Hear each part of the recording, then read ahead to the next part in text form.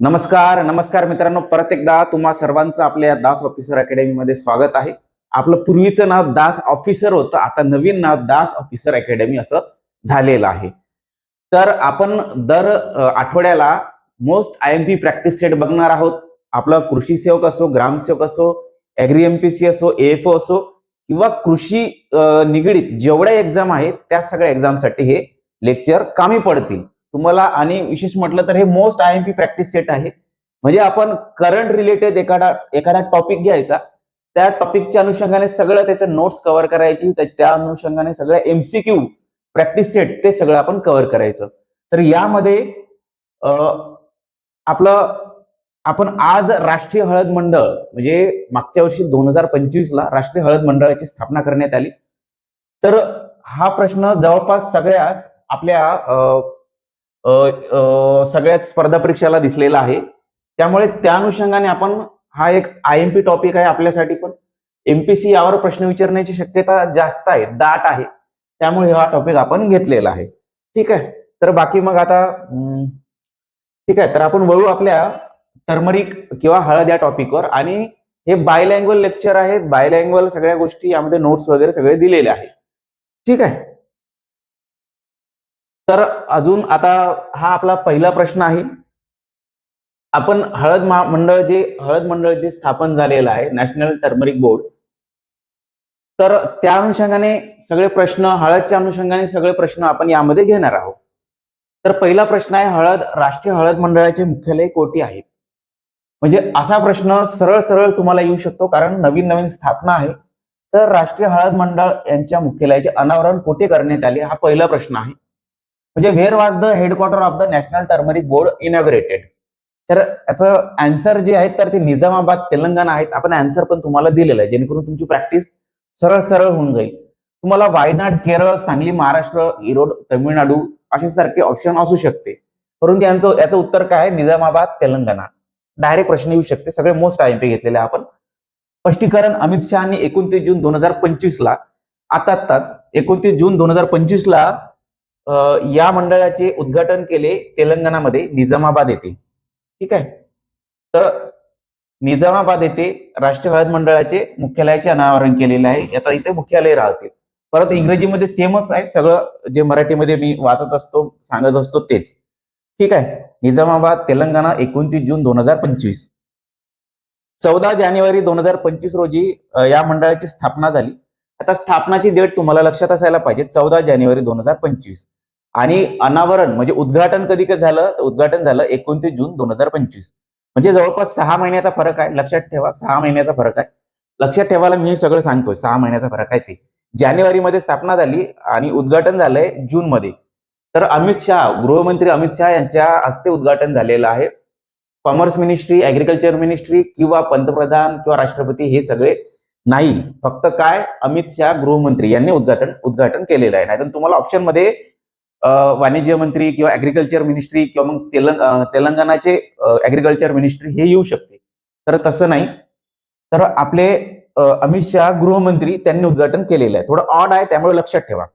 आता पुढे निजामाबाद हा जो भाग आहे तो हळद उत्पादनासाठी प्रसिद्ध आहे, त्यामुळे तिथे मुख्यालय करण्यात आले. ठीक आहे. तर मुख्यालय निजामाबाद हा प्रश्न येतील. आणि मंत्रालय जे आहे वाणिज्य मंत्रालय आहे. तर इथे परत तुम्ही लक्ष द्या, कॉमर्स अँड इंडस्ट्री मिनिस्ट्री आहे, इथे ऍग्रिकल्चर मिनिस्ट्री नाही, त्यामुळे इथे पण प्रश्न फसू शकतो. नंतर स्थापना दिनांक 14 जानेवारी 2025. ठीक आहे. पुढे जाऊ. हे सगळं IMP घेतलेलं आहे आपण. सगळ्या स्पर्धा परीक्षेला प्रश्न दिसणार आहे यावर्षी पण, त्यामुळे आपल्या ऍग्रिकल्चरच्या जेवढ्या परीक्षा राहतील त्याला पण दिसेल. तर राष्ट्रीय हळद मंडळाची स्थापना कधी करण्यात आली? मग आता 14 जानेवारी 2025 ला, असा पण प्रश्न राहू शकतो. परत मग या आता जे सांगितलं मी तुम्हाला, स्थापना 14 जानेवारी 2025, 29 जून 2025 ला उद्घाटन झाले, अनावरण झाले. ठीक आहे. नेक्स्ट प्रश्न बघू. तर यामध्ये राष्ट्रीय हळद मंडळाबाबत खालील विधाने विचारात घ्या. Consider the following statement. पहिलं स्टेटमेंट आहे, पहिलं विधान आहे 14 जानेवारी 2025 ची स्थापना बरोबर आहेत का, हे लक्षात घ्या. विधान 2 आहे, मंत्रालय वाणिज्य उद्योग मंत्रालय बरोबर आहेत का, आणि मुख्यालय हैदराबाद हे बरोबर आहे का. आता हे तीन विधानं दिलेली आहे, त्यापैकी कोणतं विधान चुकीचं आहे, कोणतं बरोबर आहे ते तुम्हाला बघायचं आहे. तर ऑप्शन मधून बघायचं आपण फक्त 1 आणि 2 हे बरोबर आहेत का, म्हणजे विधान 1 आणि 2 हे बरोबर आहेत का. इथं बी, ऍक्च्युली इथं बी पाहिजे, इथं सी पाहिजे आणि इथं डी पाहिजे. ओके, तर बघा फक्त 1 आणि 2 बरोबर आहे का, योग्य उत्तर आहेत का, असं याचा 1 आणि 2 योग्य उत्तर आहे का, आणि फक्त 1 आणि 2 इथं ऍक्च्युली ऑप्शनचे थोडी आपण अदला बदल करू, ते हे झालं, थोडं मिस्टेक झाले. 1 2 आणि इथं 3 करू. 1 आणि 3 बरोबर, 1 2 3 बरोबर. ठीक आहे, जमलं आता. आणि बी नंबरचं ऑप्शन आहे 1 आणि 2 बरोबर, 1 आणि 2 बरोबर आहेत का. नंतर सी नंबरचं ऑप्शन आहे, सी नंबरचं 2 आणि 3 बरोबर, म्हणजे हे आणि हे बरोबर आहेत का. आणि डी नंबरचं ऑप्शन आहे फक्त 1 आणि 3 बरोबर, 1 म्हणजे 14 जानेवारी आणि मुख्यालय हैदराबाद, ते बरोबर आहेत का. तर याचं योग्य उत्तर आहे, मी सगळं उत्तर वगैरे तुम्हाला बरंच टाकलेलं आहे, जेणेकरून तुमची प्रॅक्टिस असं दिसल्याबरोबर तुम्हाला लक्षात राहा.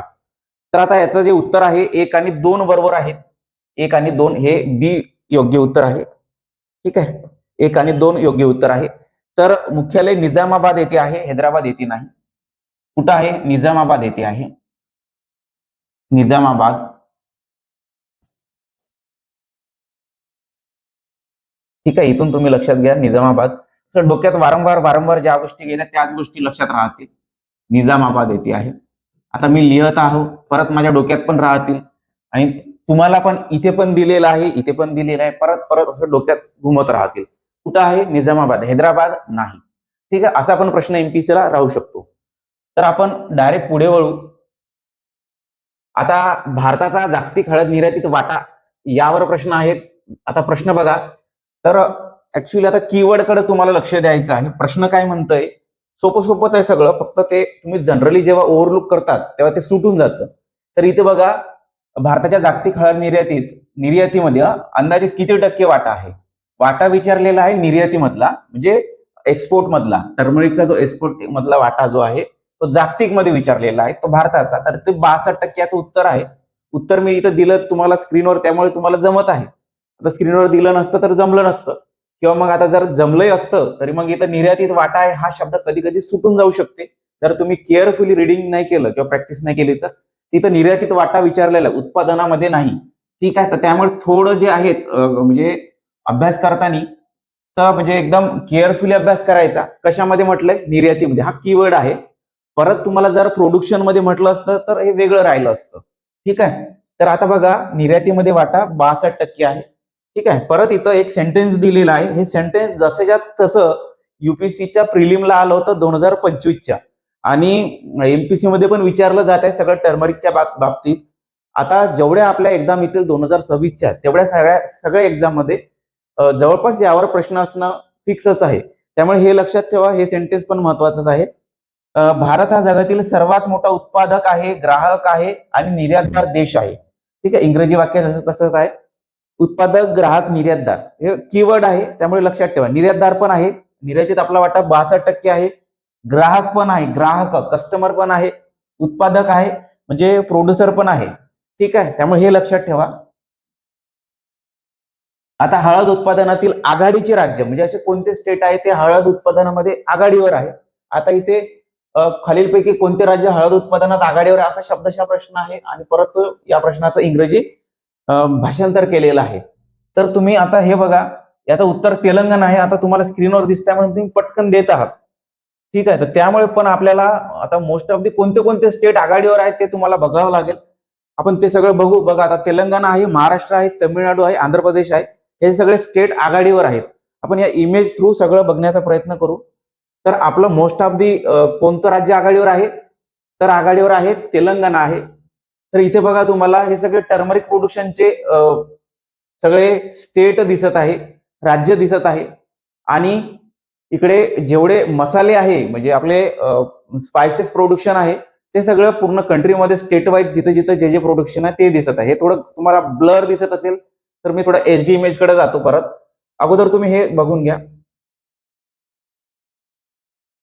एकच मिनिट. हा, आता दिसतंय, थोडं ब्लर होतच आहे, तर ठीक आहे. आता हे जे तुम्हाला आता लक्षात ठेवण्यासोबत काय राहील बघा, त्यामध्ये लक्षात काय ठेवायचं तुम्हाला, हा जो रिजन आहेत ना, हा वरचा म्हणजे राजस्थान युपी पासूनचा सगळा वरचा रिजन, तिथे टर्मरिक होत नाही, बस हे लक्षात ठेवायचं. आणि इकडे आंध्र प्रदेश असो की केरळ असो, इकडे थोडं कमी होते किंवा नाही दिलेले यांनी.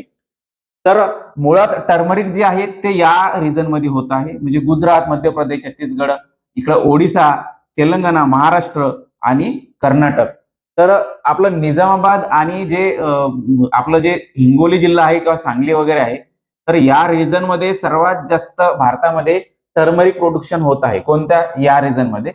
त्यामुळे निजामाबाद जे इथं दिलेलं आहेत ना, ते महाराष्ट्राच्या पण जवळ आहे आणि तेलंगणात मध्ये पण, म्हणजे तेलंगणा रिजन मध्ये पण आहे ते. त्यामुळे इथं निजामाबाद हे याचं मेन मुख्यालय दिलेलं आहे मंडळाचं. ठीक आहे. तर हे टर्मरिक प्रोडक्शन इकडं अरुणाचल प्रदेशमध्ये पण आहे, मेघालयमध्ये पण आहे आणि मणिपूरमध्ये पण आहे. हे पण स्टेट लक्षात ठेवायचे आहे. ठीक आहे, एवढा डीप मध्ये जाणार नाही, पण सांगतोय तुम्हाला मी इतरांपेक्षा थोडे वेगळे दिसायला पाहिजेत परीक्षेमध्ये, तेव्हाच ऍक्च्युली स्पर्धा परीक्षा आहे, त्यामुळे थोडं एक्स्ट्रा नॉलेज ठेवायचंच. ठीक आहे. स्पर्धा परीक्षेमध्ये एखादा प्रश्न जर बाकीच्यांना नाही आला आणि तुम्हाला जर आला तर बस झालं, कट ऑफच्या वर तुम्हीच चालले गेले. तर हे परत ते स्टेट आहे. तर आता आपण डायरेक्ट त्या एचडी इमेज कडे येऊ, जेणेकरून तुम्हाला अजून सोयीस्कररित्या. ठीक आहे, आलोय आपण एचडी इमेज कडे. जे रेअर स्पायसेस ऑफ इंडिया आहे, तर ते सगळे या रिजन मध्ये इंडियाच्या कुठं काय आहे ते तुम्ही नंतर व्हिडिओ पास करायचा आणि बघून घ्यायचं, किंवा गुगलवर जायचं, इमेज टाकायची आणि बघून घ्यायचं. तर ते तुमचा वेळ जास्त जाते, त्यामुळे मी व्हिडिओमध्ये तुम्हाला इमेजेस सगळे दाखवत आहे. कारण एकदा गुगलवर गेल्यानंतर कुठंतरी काहीतरी आपण भटकत राहतो, लिंक येत राहते, काहीतरी भलतच पाहत राहतो.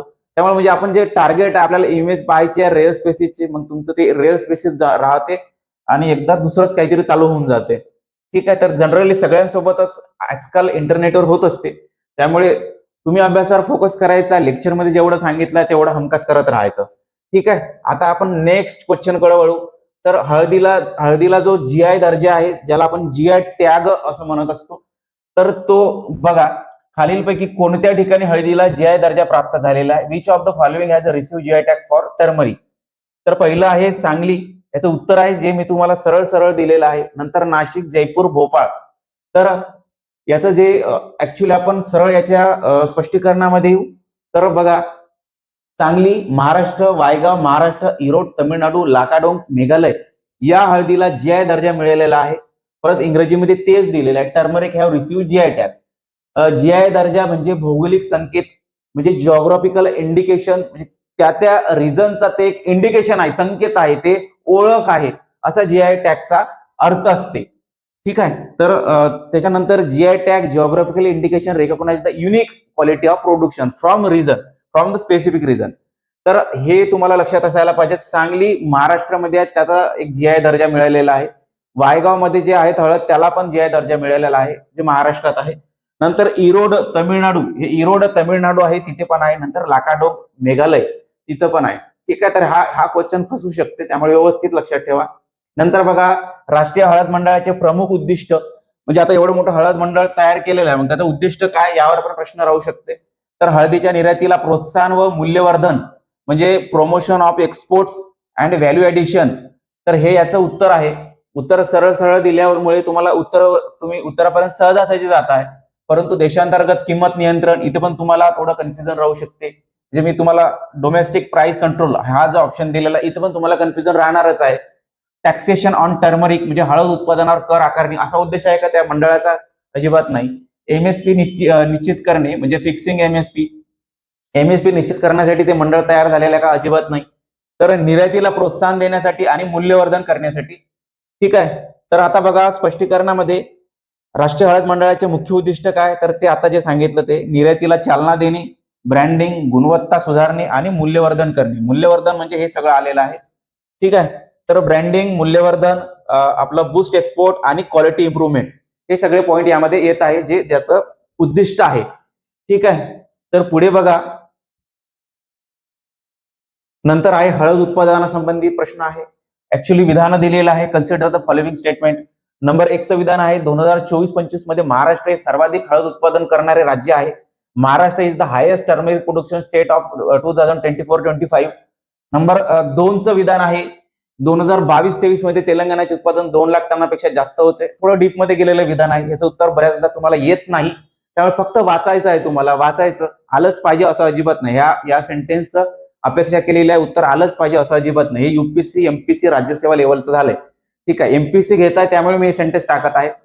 नंतर विधान 3 बघा 2024-25 मध्ये ओडिशाचे क्षेत्रफळ महाराष्ट्रापेक्षा जास्त आहे.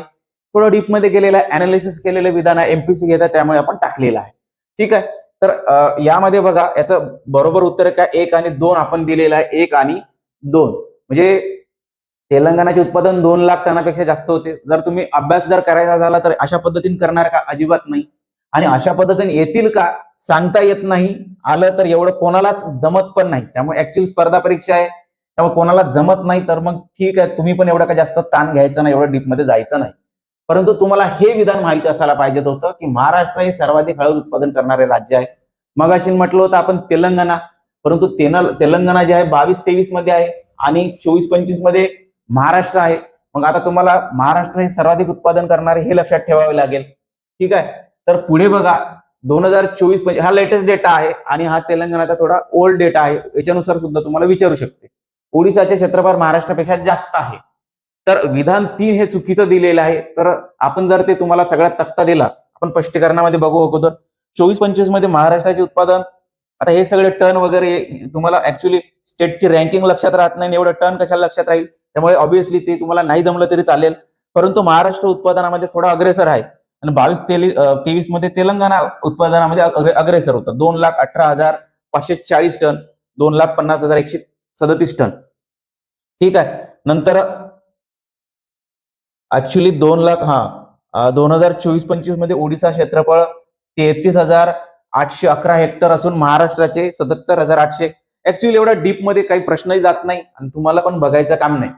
जस्ट मी तुम्हाला सांगतोय की महाराष्ट्र अग्रेसर आहे, बस एवढंच. कारण एवढ्या डीप मध्ये प्रश्न पण जाणार नाही. प्रश्न अशा पद्धतीचा खूप जर हार्ड विचारायचा राहिला तर विचारू शकते. ठीक आहे. आता तुम्हाला या प्रश्नामधून काय समजायचं आहे? 24-25 मध्ये महाराष्ट्र अग्रेसर आहे, तर 22-23 मध्ये तेलंगणा पण अग्रेसर होता. ठीक आहे. तर पुढे बघू.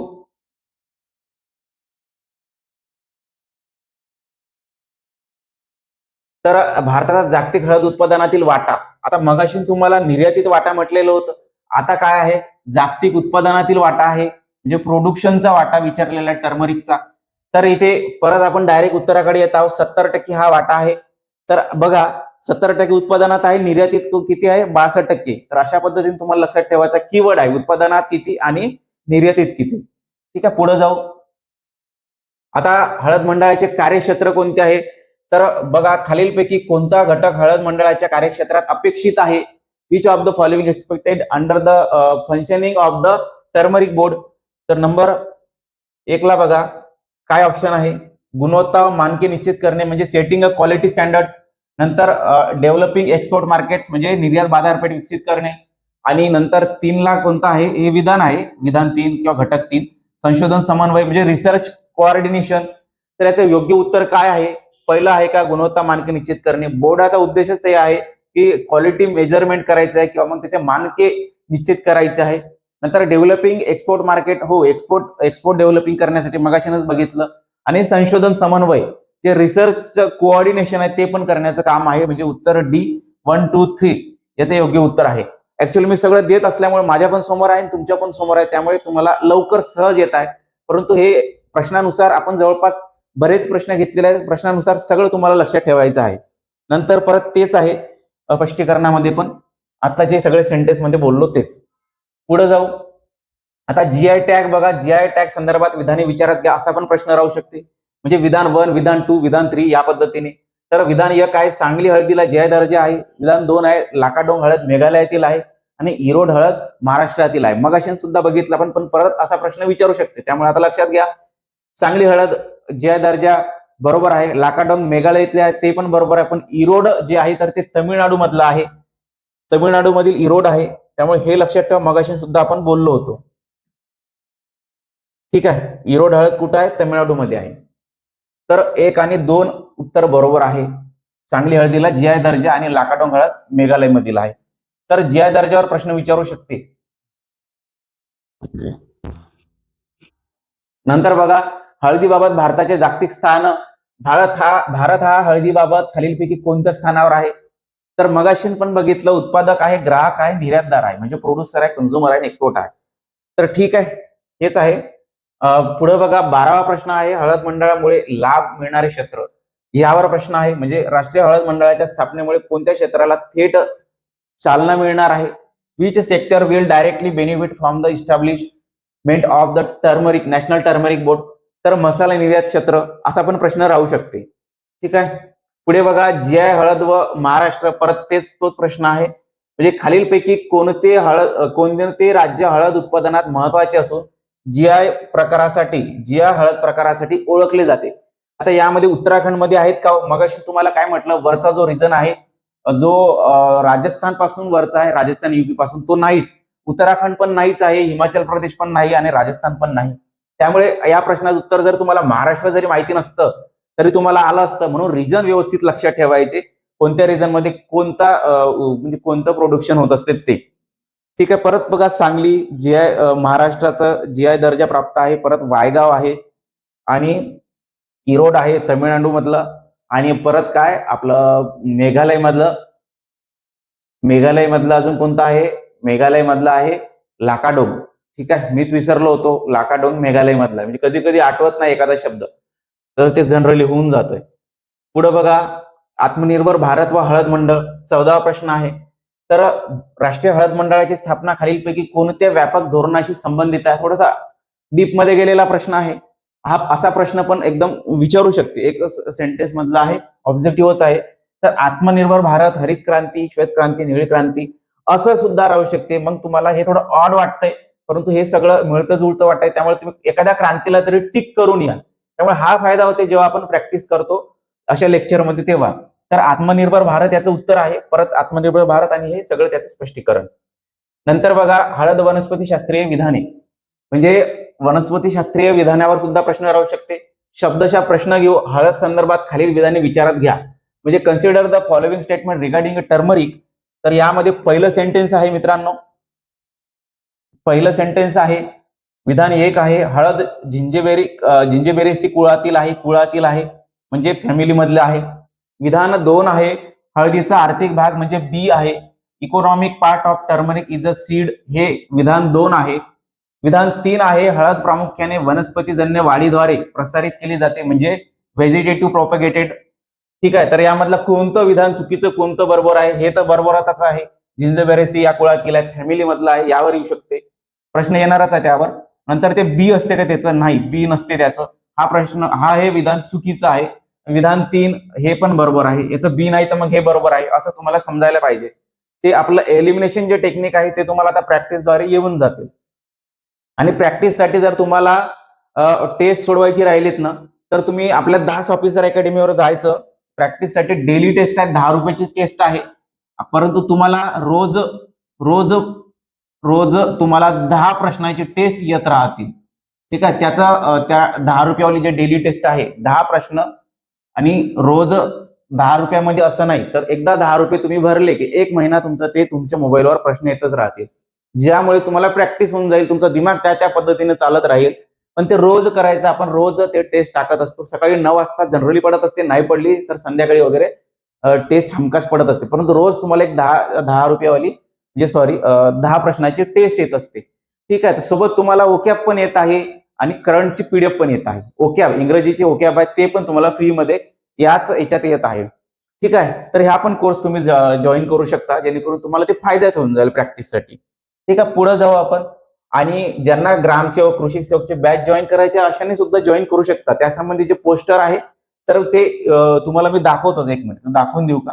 म्हणजे आता जे कोणी नवीन जुळलेले आहे त्यांना सगळं समजून जातील. ठीक आहे. आपलं टेलिग्राम चॅनल आहे दास ऑफिसर म्हणून, हे नवीन टेलिग्राम चॅनल आहे दास ऑफिसर म्हणून. आणि आपलं जे जुनं आहे तर ते दास कृषी हे जे आहेत. तर ठीक आहे, हे दास कृषीवाल्यांसाठी आहे. परत यामध्ये एकच मिनिट, हे अशी आपली इमेज येत असते डेली ओकॅपची. तुम्हाला डेली ओकॅप या पद्धतीने देतो आपण, ते सगळं फ्रीमध्ये आहे. तुम्ही फ्री फोल्डर मध्ये जरी बघितलं तरी तुम्हाला मिळून जाते. आणि 10 रुपयेवाली डेली टेस्ट आहे, तिथे पण हे सगळं मिळून जाते. ठीक आहे. तर ही आपली कृषी सेवक गॅरंटीवाली बॅच आहे. सगळं यामध्ये दिलेलं आहे डिटेल सगळं. अजून काही डिटेल पाहिजेत असेल तर इथं तुम्ही कॉल करायचा, किंवा अजून एक नंबर आपला 89 99 85 02 64 नंबर लिहून देतो मी. ओ शिट, काय आलंय. तर इथून पण तुम्ही ऍक्च्युली इथं पेन चालणार नाही. हा, चालेल. तर बघा, या नंबरवर तुम्ही कॉल सुद्धा करू शकता आणि डिटेल अजून मागू शकता. 89 99 85 02 आणि हे 64 हा आपला ऑफिशियल नंबर आहे. इथून पण तुम्ही याची काही डिटेल पाहिजे असेल तर मागू शकता. ऍक्च्युली हा एक गॅरंटीवाला कोर्स आहे, म्हणजे अगोदर तुमच्याकडून फीस घेतली जात नाही. याची फीज आहे 16,000.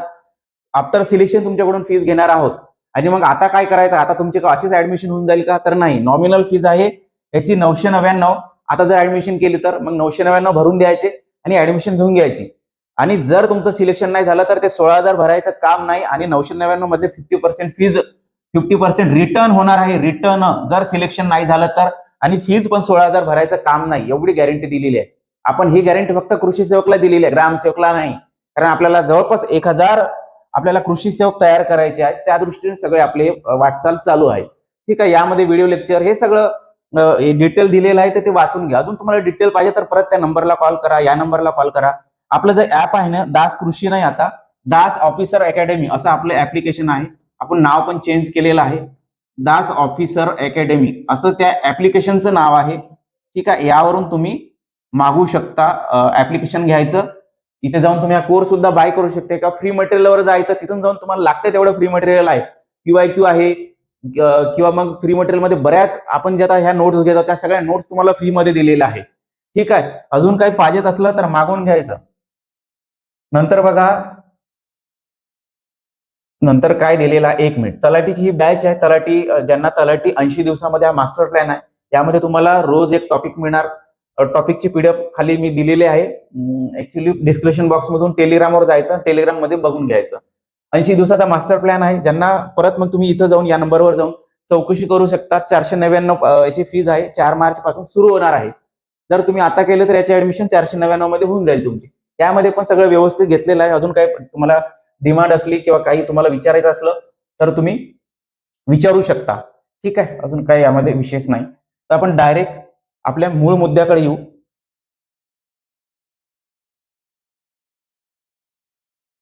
एकच मिनिट. आपला मूळ मुद्दा आहे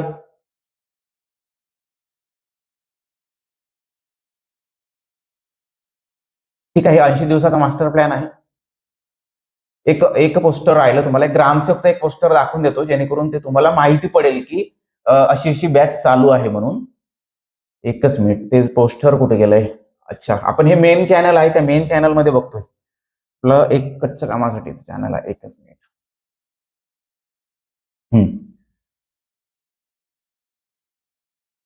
हे बघा, हे आपलं ऍप्लिकेशन आहे. असा लोगो आहे ऍप्लिकेशनचा. आणि आपला सगळा लोगो हा म्हणजे दास ऑफिसरचा तो हाच आहे. ठीक आहे. तर हे पोस्टर आहे. यामध्ये सगळे डिटेल आपण ग्रामसेवकची सगळं टाकलेलंच आहे. अजून तुम्हाला काही पाहिजेत असलं तर या नंबरवरती कॉल करायचा. सध्या याची ऍडमिशन फीज जी आहेत ना 2499 आहेत. अजून 2-4 दिवस 2499 आहेत. ठीक आहे. किती? 2499. मी ते लिहून देतो. 2499 याची फीज आहे. म्हणजे जवळपास 2,500 समजून घ्या. 500 रुपये परत डिस्काउंट दिलेला आहे. 2999 ची बॅच आहे. यामध्ये वर्षभर जवळपास 18 महिने ही बॅच चालणार आहे. 18 महिने. ठीक आहे. 18 महिने बॅच चालतील. आणि यामध्ये सिलेक्शनची आपण गॅरंटी घेतलेली नाही, परंतु सिलेक्शनच्या जवळ जायला आरामात जी सिलेक्शन होईल, परंतु गॅरंटी घेतलेली नाही. कारण कसं असतं, इथं जागा कमी आहेत आणि आपण जेवढं कृषी सेवक गॅरंटीवाल्या बॅच मध्ये देत आहोत ते सगळं तुम्हाला इथं मिळणारच आहे. तेवढ्याच आपण म्हणजे कार्यक्षमतेने ते सगळं तुम्हाला मिळणार आहे. परंतु कसं इथं जागा कमी असते आणि कॉम्पिटिशन जास्त आहे, त्यामुळे आपण तिथं गॅरंटी दिलेली नाही. ठीक आहे. बाकी सगळं आपण आपल्या यानं दिलेलं आहे. इथं लेक्चर आहे, PDF आहे, सोबत टेस्ट आहे, सगळं देण्याचा प्रयत्न केलेला आहे. आणि आपला मागच्या वर्षीचा परफॉर्मन्स जवळपास 50 पेक्षा जास्त पोरं आपले ग्रामसेवक म्हणून निवड झालेले आहे. ठीक आहे. परत तुम्हाला जर भेटायचं असेल तर आपला पुणे, अमरावती, छत्रपती संभाजीनगर, नाशिक, नागपूर या सगळ्या ठिकाणी माझ्या भेटी चालू असते. तिथे तुम्ही फोन लावायचा सर, तुमची अपॉइंटमेंट घ्यायचे. लगेच ज्या दिवशी आपली तिथं भेट राहतील त्या शहरामध्ये लगेच तुमची भेट पण होऊन जाईल. ठीक आहे. आपलं हे मुख्यालय जे आहे तर ते यवतमाळमध्ये, आता सगळे जे रेकॉर्ड करतो मी ते सगळं आपलं यवतमाळ मधून होत आहे. ठीक आहे. तर आपण आपल्या मुद्द्याकडे येऊ. आता एवढं सारं सांगायचं कारण म्हणजे कसं आहे, सगळेजण जुनी आहे असं नाही, काही नवीन असतात, त्यामुळे मी सगळ्यांना हे माहिती पडलं पाहिजे त्यासाठी सांगत आहोत. तर हळद पिकासाठी हवामान व जमीन याकडे येत आहोत आपण. तर हळद पिकाबाबतच्या हवामान व जमीन संदर्भात विधाने विचारात घ्या असा प्रश्न राहू शकते. तर हे बघा, MPC घेत आहे त्यामुळे जवळपास 20 ते 30% विधानामध्ये पेपर राहू शकते, म्हणजे सेंटेन्स नुसार. तर पहिलं विधान आहे, हळद पाणी साचणाऱ्या जमिनीत चांगली वाढते. पाणी साचणाऱ्या जमिनीत म्हणता म्हणजे जिथं वॉटर लॉग होतं तिथं विधान 2 आहे 5.5 ते 7.5, 5.5 ते 7.5 पर्यंत पीएच योग्य आहे असं म्हणतंय, सुटेबल. नंतर विधान 3 आहे 20 ते 35 अंश सेल्सिअस तापमान अनुकूल आहे. 20 ते 35, 20 ते 35 बरोबर. ठीक आहे. नंतर आता इथे बघा योग्य उत्तर याचा 2 आणि 3 आहे, म्हणजे पहिलं विधान चुकीचं आहे. 2 आणि 3 बरोबर आहे, म्हणजे 5.5 ते 7.5चा पीएच पाहिजे आणि 20 ते 35 अंश सेल्सिअसचं तापमान पाहिजे, टेम्परेचर पाहिजे, तेच आयडियल आहे. तर पाणी जिथं साचतंय तिथं होणारच नाही, कारण त्याचं जे टर्मरिकचं जे आहे सगळं टर्मरिक जे आहे ते खाली लागलेली असते मुळ्याभोवती. ठीक आहे. त्यामुळे जनरली हा प्रश्न तुम्हाला आलाच असता. स्पष्टीकरणामध्ये पण तेच दिलेलं आहे. नंतर हळदीच्या जाती आहे. तर खालीलपैकी कोणती जोडी हळदीच्या जाती दर्शवते? तर पहिले ग्रुप ए आहे, म्हणजे ए ऑप्शन आहे कृष्णा सोना, बरोबर आहेत का? प्रभा, दशहरी, टेकुरपेट, केसर आणि आलेपी हापूस. तर मी जसं तुम्हाला उत्तर दिलेलं आहे सरळ दिसतंय तुम्हाला, कृष्णा सोना बरोबर आहे. पण तुम्ही इथे पण कन्फ्युज होऊ शकता. टेकुरपेट, केसर. केसर ऍक्च्युली आंब्याची आहे, पण टेकुरपेट तुम्हाला वाटते हळदीची आहे, त्यामुळे असू शकते. प्रभा, परत प्रभा ही जी आहे ती हळदीची आहे, म्हणजे टर्मरिकची आहे, परंतु तुम्हाला दशेरी जे नाही दिसतंय असं वाटते, दशेरी नाही आहे. त्यामुळे परंतु तुम्ही इथे या सगळ्या याच्यात कन्फ्युजन राहू शकते. आलेपी, हापूस ते सगळे आंब्याचे आहेत, इथं नाही राहणार. फक्त तुम्हाला 3 ऑप्शन मध्ये कन्फ्युजन राहू शकते जर जास्त अभ्यास झाला तर. ठीक आहे. कृष्णा सोना ऑब्व्हियसली याची जात आहे. तर याचे हे जे दशेरी, केसर, हापूस ते सगळे आंब्याच्या जाती आहे. ठीक आहे. आपण जातीचं सर्व एक शॉर्ट नोट्स आहे, त्यामध्ये सगळ्या जाती दिलेल्या आहे. नंतर बघा योग्य जोड्या जुळवा. अशी तुम्हाला असा पण प्रश्न राहू शकते, लिस्ट 1, लिस्ट 2. नंतर हे बघा तुम्हाला अशा जोड्या जुळवाव्या लागतील. तर पहिलं हे आहे ज्यामध्ये कर्कुमा लोंगा, तर इकडं तुम्हाला शास्त्रीय नाव आहे, कूल आहे की रंगद्रव्य आहे, तर ते लक्षात घ्यायचं आहे. कुर्कुमिन, झिंजेबेरेसी. तर बघा कुर्कुमिन हे एक पिगमेंट आहे, रंगद्रव्य आहे, तर ते सीचं 3शी जुळत आहे. झिंजेबेरेसी आत्ताच बघितलं आपण, फॅमिली आहे, कूळ आहे. आणि कुर्कुमा लोंगा हे जे आहे शास्त्रीय नाव आहे, सायंटिफिक नेम आहे. ठीक आहे. तुम्हाला सगळे दिसत आहे असं मी अपेक्षा करतो. थोडं छोटं फॉन्ट झालेलं आहे. ठीक आहे. म्हणजे वन ले काय 2 आणि 2 ले म्हणजे बी ले 1 आणि सी ले 3. तर असं कुठं दिसतंय तुम्हाला विधानामध्ये, कुठं दिसतंय बघा. तर ए ला काय म्हटलं आपण, ए ला 2, बी ला 1, सी ला 3. तर पहिलंच ऑप्शन बरोबर आहे. ठीक आहे. तर पहिलं ऑप्शन बरोबर आहे आपलं. ऑप्शन 1 बरोबर आहे. तर तुम्हाला आता हे सगळं माहिती पाहिजे. हे सगळं माहिती ठेवण्यासाठीच आपण सगळं तुम्हाला माहिती म्हणूनच सगळं हे प्रॅक्टिस सेट दिलेलं आहे. ठीक आहे. तर हे कुकुरमा लोंगा जे आहे शास्त्रीय नाव आहे, जिंजेबेरेसी कूळ आहे, फॅमिली आहे. कुर्कुमिन जे आहे ते पिगमेंट असते. यावर पण कुर्कुमिनवर प्रश्न जास्तीत जास्त स्पर्धा परीक्षेमध्ये ग्रुप सीच्या विचारला जातो. टर्मरिक वर जर विचारायचं असलं तर एक कुर्कुमिन रंगद्रव्य जे आहे त्यावर विचारला जातो. म्हणजे रंग जो येतो तो कुर्कुमिनमुळे येत असते. ठीक आहे. पुढचा प्रश्न आहे योग्य जोड्या जुळवा. परत तेच आहे लिस्ट 1, लिस्ट 2. पर आता जे बघितलं आपण ते सामूचं आहे आणि तापमानाचं आहे आणि एक रेनफॉलचं आहे. ठीक आहे. तर रेनफॉलचं तुम्हाला 1000 ते 2000 mm पर्यंत. ठीक आहे. तर हे अशा पद्धतीनं याचे प्रश्न राहू शकते टर्मरिक वरचे. सगळे एमसीक्यू जे जे अपेक्षित आहे ते सगळे मी तुम्हाला दिलेले आहे यामध्ये आन्सर सहित. ठीक आहे. हे सगळे प्रश्न असे सगळे येणार आहे. पुढे तुम्हाला एक शॉर्ट नोट्स दिली आहे, ते शॉर्ट नोट्स बघून घ्या. शॉर्ट नोट्स, एकच मिनिट, शॉर्ट नोट्स वर जातोय. टर्मरिकची शॉर्ट नोट्स आहे. आता जेवढं आपण एमसीक्यू मध्ये बघितलंय ना ते सगळं या शॉर्ट नोट्स मध्ये दिलेलं आहे. थोडं एक्स्ट्रा असेलच कारण शॉर्ट नोट्स आहे. ठीक आहे. आता हे आलो आपण टर्मरिकवर. हे टर्मरिक आहे, हे बघा शिजवत आहे. शिजवत म्हणजे ते त्याची प्रोसेस चालू आहे. परत ते मूलभूत माहिती म्हणजे बेसिक इन्फॉर्मेशन, ते परत कूळ, शास्त्रीय नाव, उत्पत्ती. आता उत्पत्ती नव्हतं बघितलं त्यामुळे उत्पत्ती बघा दक्षिण आशिया, भारताचा वगैरे भाग यामध्ये येत असते. ठीक आहे. दक्षिण आशिया लक्षात ठेवायचं. नंतर उपयोग, परत ते मसाला, आयुर्वेदिक हे सगळं, आणि कुर्कुमिन हे याचं पिगमेंट आहे. 2 ते 5% सरासरी ते असते. तर रंग मोजणीसाठी काय स्पेक्ट्रो फोटोमीटर ही पद्धत वापरली जाते किंवा ते हे वापरले जाते. तर हे तुम्हाला लक्षात ठेवायचं, स्पेक्ट्रोफोटोमीटर. ठीक आहे. बाकी इथं एवढं काही नाही, आताच आपण सगळं ते बघितलेलं आहे. स्पेक्ट्रोफोटोमीटर एक वेगळं आहे. आता हवामान, पर्जन्यमान, जमीन हे सगळं वाचून सांगण्याजोगत आहे. त्यामुळे मी ही सगळी पीपीटी आहेत ना आपली, हे जे शॉर्ट नोट्स आहे, आपला दास ऑफिसर अकॅडमीचं ऍप्लिकेशन आहे, तिथं जायचं तुम्हाला, फ्री फोल्डर मध्ये जायचं. फ्री फोल्डर मध्ये युट्यूब लेक्चर पीडीएफ असं दिसेल, तिथे जाऊन तुम्ही ते ही पीडीएफ डाउनलोड करू शकता आणि वाचू शकता. आणि आपले रोजचे जे लेक्चर आहेत ना ते तुम्ही असे डाउनलोड करायचे. अगोदर लेक्चर बघायचं, डाउनलोड करायचं पीडीएफ, आणि नंतर त्याचं रिव्हिजनसाठी तुम्हाला वापर करता येतील. ठीक आहे. परत तेच आहे, लागवड कधी आहे हे सगळं तुम्ही वाचून सुद्धा हे सगळं लक्षात ठेवू शकता, असं काही नाही. बियाणे प्रमाण पण विचारलं जातं 2000 ते 2500 किलोग्राम, म्हणजे 200 ते 250 क्विंटल असं. बियाण्याचे वजन 30 ते 40 ग्रॅम निरोगी गड्डे. परत हे काय नाही, एवढं काही नाही, हे तुम्ही वाचू पण शकता. काढणी वगैरे हे जे 7 ते 9 महिन्याची असते, ठीक आहे. उत्पादन 5 ते 7 टन, 20 ते 30 टन हेक्टरी ताजे उत्पादन, आणि सुकवलेले 5 ते 7 टन. परत प्रक्रिया जी आहे ती ही आहे, उकळणे, वाळवणे आणि पॉलिश करणे. ठीक आहे, ही प्रोसेस आहे. प्रोसेस विचारली जाते, त्यामुळे प्रोसेस लक्षात ठेवा. अगोदर उकळते, वाळवते आणि नंतर पॉलिश करते. इंग्रजीमध्ये नाही दिले काही.